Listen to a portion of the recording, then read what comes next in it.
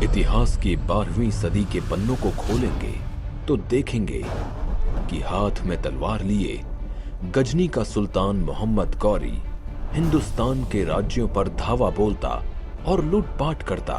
वो चाहता था कि गजनी सबसे धनी देश बने और हिंदुस्तान की तरह सोने की चिड़िया कहलाए।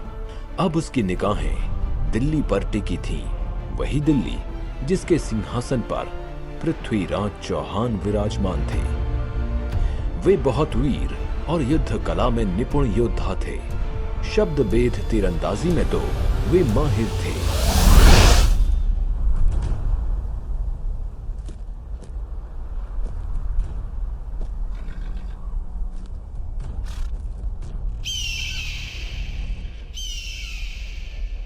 हमने बड़े से बड़े राज्यों को जीता है, लेकिन जितना खजाना दिल्ली में है उतना कहीं और नहीं।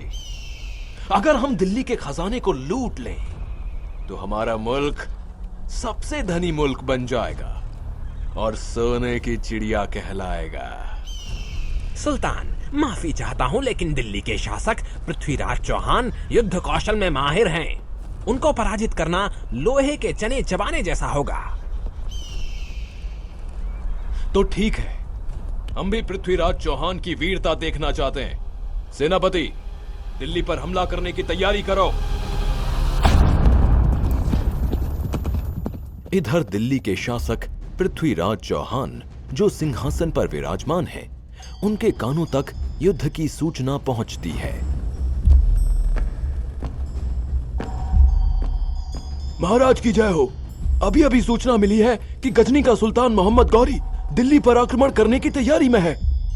पृथ्वीराज चौहान इतना कमजोर नहीं कि मोहम्मद गौरी जैसे तुच्छ लुटेरे से भयभीत हो जाए। हम राजपूत हैं, राजपूत। हम किसी के आक्रमण से नहीं डरते। करने दो हमला।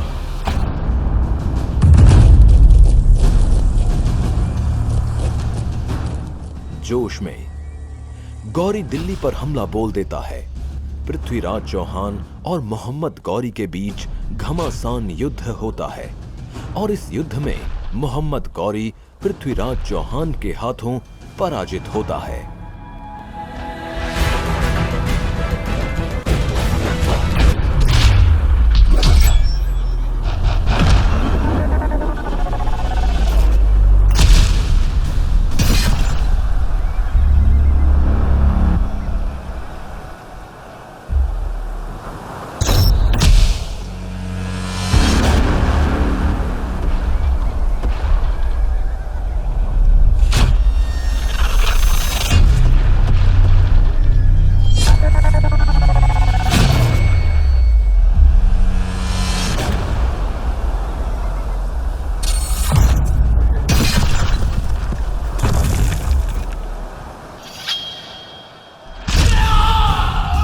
अब बंदी बना गौरी पृथ्वीराज चौहान के सामने सिर झुकाए माफी की भीख मांगता है। पृथ्वीराज, मैंने दिल्ली पर आक्रमण करने की जो गुस्ताखी की उसके लिए मुझे माफी दो। कहते हैं कि हिंदुस्तान के सुल्तान दुश्मनों को भी माफ करने का हृदय रखते हैं। तुमने ठीक सुना है। हम निहत्थे पर वार नहीं करते, चाहे वो हमारा शत्रु ही क्यों ना हो। हम तुम्हें भी माफ कर सकते हैं, लेकिन तुम्हें वचन देना होगा कि दोबारा आंख उठाकर भी भारतवर्ष की तरफ नहीं देखोगे। खुदा की कसम सुल्तान, खुदा की कसम, मैं भारत को कभी हानि नहीं पहुंचाऊंगा। महाराज, वैसे तो मैं राजकवि हूं, फिर भी मुझे लगता है कि गौरी को क्षमा नहीं बल्कि मृत्यु दंड देना चाहिए। मृत्यु दंड। चंद्र बरदाई, आप राजकवि के साथ साथ हमारे मित्र भी हैं। हम आपके सुझाव का सम्मान करते हैं, लेकिन अपनी गलती सुधारने के लिए हर किसी को एक मौका तो मिलना ही चाहिए। इस तरह क्षमा दान पाकर मोहम्मद गौरी गजनी वापस लौट आता है, लेकिन वो अब भी अपनी हरकतों से बाज नहीं आता। वो दिल्ली के खजाने को पाने के लिए षड्यंत्र पर षड्यंत्र रचता रहता है। पृथ्वीराज चौहान से ईर्ष्या करने वाले सिर्फ मोहम्मद गौरी जैसे विदेशी मुल्क के सुल्तान ही नहीं, बल्कि हिंदुस्तान के राज्यों के सम्राट भी थे। कन्नौज के राजा जयचंद पृथ्वीराज की ख्याति देखकर उनसे ईर्ष्या करते और उनका अपमान करने का अवसर ढूंढते रहते थे। हम चाहते हैं कि हम अपनी पुत्री संयोगिता के स्वयंवर का आयोजन करें। उस स्वयंवर में पृथ्वीराज चौहान को छोड़कर भारत के सभी सम्राटों को निमंत्रण दिया जाए। जब संयोगिता को इस बारे में पता चलता है तो वे अपने पिता के पास जाती हैं। पिताश्री, मैं दिल्ली के शासक पृथ्वीराज चौहान को अपना वर मान चुकी हूँ, अतः उन्हें स्वयंवर में आमंत्रित करना होगा। असंभव, ऐसा कभी नहीं हो सकता, कभी नहीं। मैं अपने शत्रु के साथ तुम्हारा विवाह कभी स्वीकार नहीं करूंगा। पिता से अस्वीकृति मिलने पर संयोगिता ने गुप्तवश सखी के पति के हाथों पृथ्वीराज चौहान को प्रेम प्रस्ताव के साथ स्वयंवर में आने का निमंत्रण पत्र भिजवा दिया। महाराज की जय हो। कन्नौज की राजकुमारी संयोगिता ने अपने स्वयंवर हेतु आपको निमंत्रण पत्र भेजा है। जाकर राजकुमारी संयोगिता को सूचित कर दो कि हम अवश्य आएंगे। इधर स्वयंवर की धूमधाम से तैयारी हो रही है। इस स्वयंवर में पृथ्वीराज चौहान का एक पुतला बनाकर द्वार पर खड़ा कर दो, ताकि सब जान सकें कि पृथ्वीराज चौहान हमारा द्वारपाल है।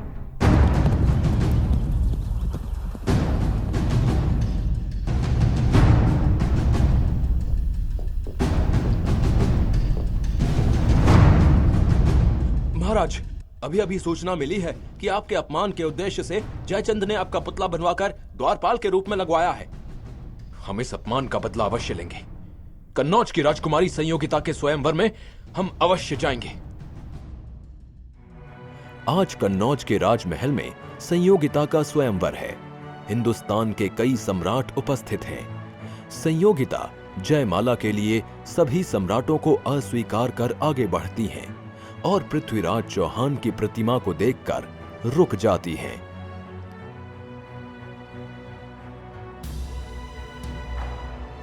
ये प्रतिमा तो मेरे पृथ्वीराज चौहान की है, जिन्हें मैं अपने वर के रूप में स्वीकार कर चुकी हूँ।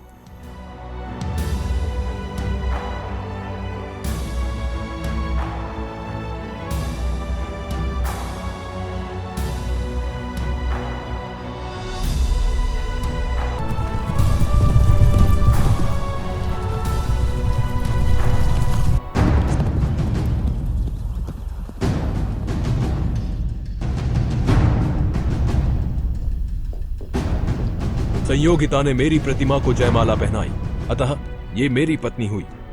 इस अधिकार से मैं इन्हें ले जा रहा हूं। यदि किसी सम्राट में साहस हो तो मुझे रोक ले।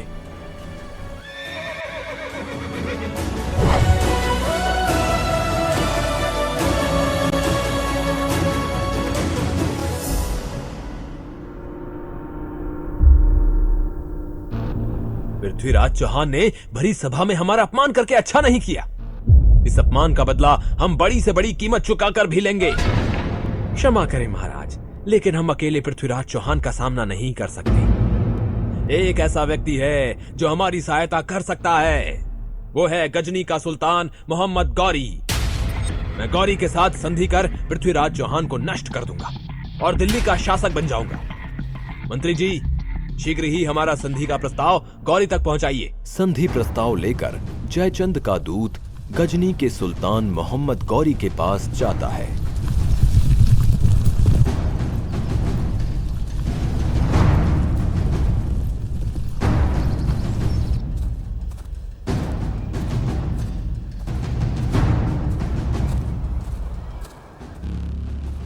सुल्तान, कन्नौज के महाराज जयचंद आपकी ओर दोस्ती का हाथ बढ़ाना चाहते हैं। आप पृथ्वीराज चौहान पर आक्रमण करें। हमारी सेना आपके साथ है, सारी दौलत आपकी होगी और दिल्ली का सिंहासन महाराज जयचंद का।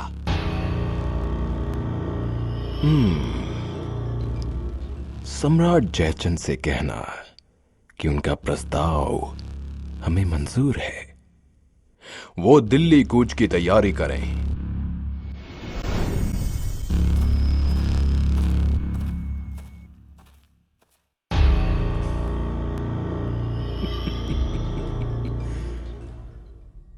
चाहे कोई कितना ही बलवान क्यों ना हो, फूट इंसान को कमजोर बना देती है। इनकी आपसी फूट का मैं पूरा फायदा उठाऊंगा।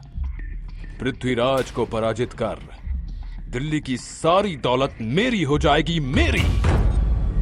अब गजनी सोने की चिड़िया कहलाएगा।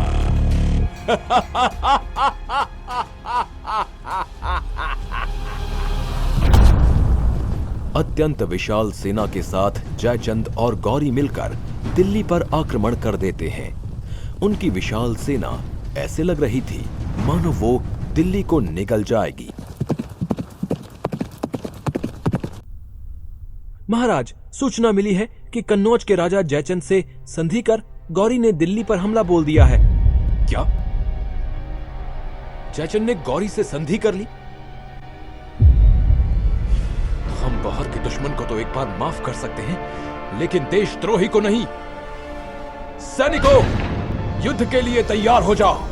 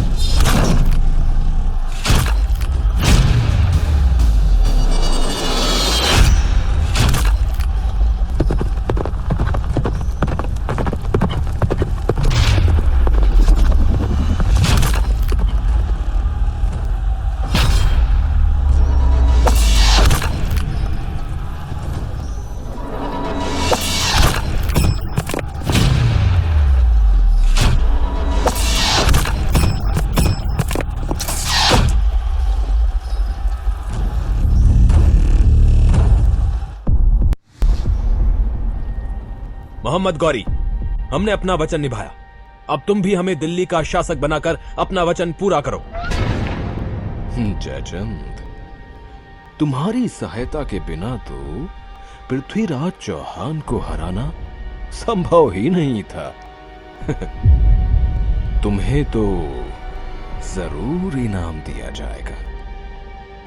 सैनिकों, इस गद्दार जयचंद को बंदी बना लो।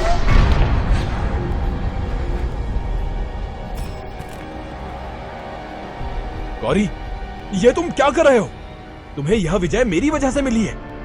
तुम इस तरह मुझे धोखा नहीं दे सकते। जयचंद, मुझे यह विजय तुम्हारी आपसी फूट से मिली है, समझे? जो अपने मुल्क से गद्दारी कर सकता है वो हमारे साथ भी गद्दारी करने से पीछे नहीं हटेगा। सैनिकों, इसकी गर्दन काटकर बीच चौराहे पर लटका दो और लिखकर टांग दो, गद्दार जयचंद।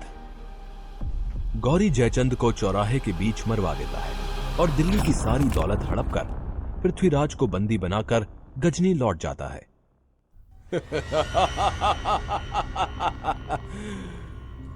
दिल्ली का सम्राट पृथ्वीराज चौहान आज हमारे सामने जंजीरों में जकड़ा बंदी बनकर खड़ा है।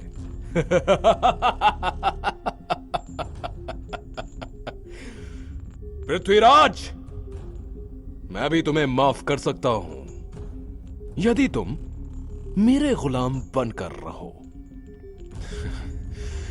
मैं पृथ्वीराज चौहान हूं।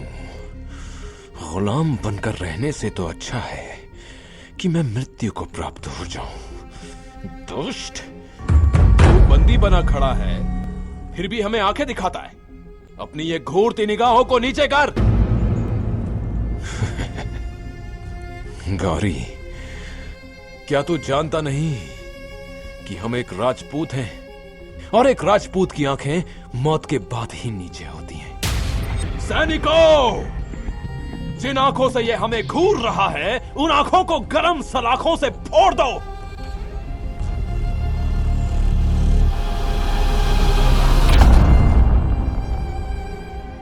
हम इसे इतनी आसानी से मृत्यु दंड नहीं देंगे। इसे बंदी गृह में डाल दो। इधर दिल्ली में पृथ्वीराज के राजकवि चंद बरदाई अपने सम्राट की दुख भरी खबर सुनकर चिंतित होते हैं। मैं अपने मित्र को मरने नहीं दूंगा। मैं उनकी जीवन रक्षा के लिए गजनी जाऊंगा।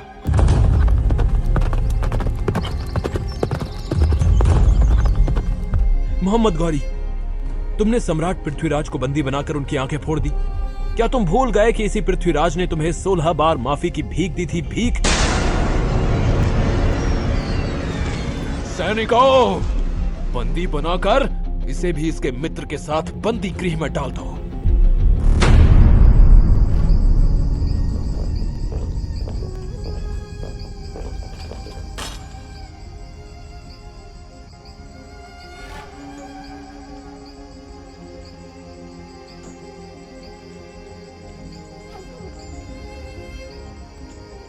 मित्र, मैंने जीवन में गौरी को 16 बार माफ करके गलती की। मुझे अभी भी यदि एक अवसर मिल जाए तो मोहम्मद गौरी का वध कर दूं। सुना है सुल्तान तीरंदाजी के खेल का आयोजन करा रहे हैं जिसमें अनेक धनुर्धारी हिस्सा लेंगे। मित्र, सुना आपने? गौरी ने तीरंदाजी खेल का आयोजन किया है जिसमें आप भी हिस्सा लेकर शब्दभेद धनुर्विद्या से गौरी का वध कर सकते हैं। हमें यह अच्छा मौका छोड़ना नहीं चाहिए।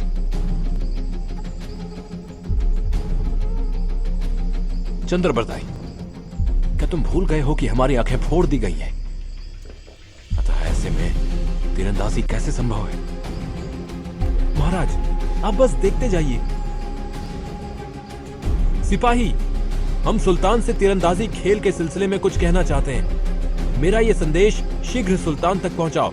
गौरी की अनुमति पाकर चंद बरदाई को दरबार में पेश किया जाता है। सुल्तान, आपने जो तीरंदाजी के खेल का आयोजन किया है उसमें मेरे मित्र पृथ्वीराज चौहान भी हिस्सा लेना चाहते हैं। क्या एक अंधा तीरंदाजी करेगा? आपने पृथ्वीराज का यह करतब देखा ही कहां है? आंखें ना होने के बाद भी वे अच्छा निशाना लगा सकते हैं, आवाज सुनकर तीर चला सकते हैं। असंभव, असंभव। आप अवसर देकर स्वयं देख लीजिए। ठीक है, उसकी मौत से पहले उसका यह हुनर भी देख लेंगे। और यदि पृथ्वीराज चौहान का निशाना चूक गया तो उसके साथ तुम्हें भी मौत की सजा मिलेगी। समझे? मुझे मंजूर है। गौरी को परास्त करने का आपको एक सुनहरा अवसर मिला है। आप शब्दभेद कला में निपुण हैं। इस खेल में आप तवे पर बाण न चलाकर गौरी पर बाण चला देना। लेकिन मुझे पता कैसे चलेगा कि गौरी कहां बैठा है? दोहे के द्वारा मैं बताऊंगा कि गौरी कहां बैठा है। और आप मेरे शब्दों के आधार पर गौरी पर तीर चला देना। इस तरह योजना बनाकर पृथ्वीराज के साथ चंद्रबरदाई तीरंदाजी के खेल में उपस्थित होते हैं। सुल्तान, तवे से निकली आवाज सुनकर पृथ्वीराज उस तवे पर तीर चलाएंगे, लेकिन सुल्तान आपको 3 बार हुक्म देना होगा, तभी मेरे मित्र तीर चलाएंगे। तीर चलाओ पृथ्वीराज चौहान। हे पृथ्वीराज, कमान बांध, है अंतिम अवसर यही, एक बाण से लक्ष्य बेध कर मत चूके चौहान। 4 बास 24 गज, अंगुल अष्ट प्रमाण, ता ऊपर सुल्तान है, मत चूके चौहान। लगाओ निशाना, निशाना साधो पृथ्वीराज। गौरी की आवाज तथा दोहा सुनकर पृथ्वीराज गौरी पर तीर चला देते हैं।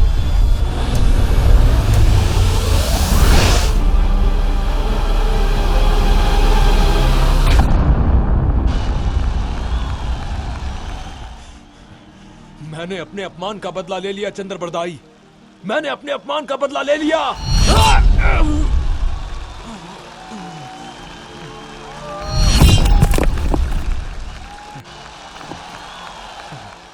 गुलामी से अच्छा तो मृत्यु लोक है।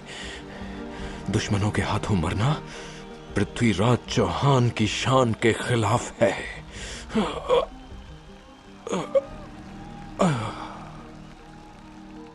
पृथ्वीराज चौहान और चंद्रबरदाई ने योजना बनाई थी कि गौरी को मारने के बाद अपने स्वाभिमान की रक्षा हेतु हम अपने प्राण त्याग देंगे। अतः दोनों ने एक दूसरे का वध कर दिया।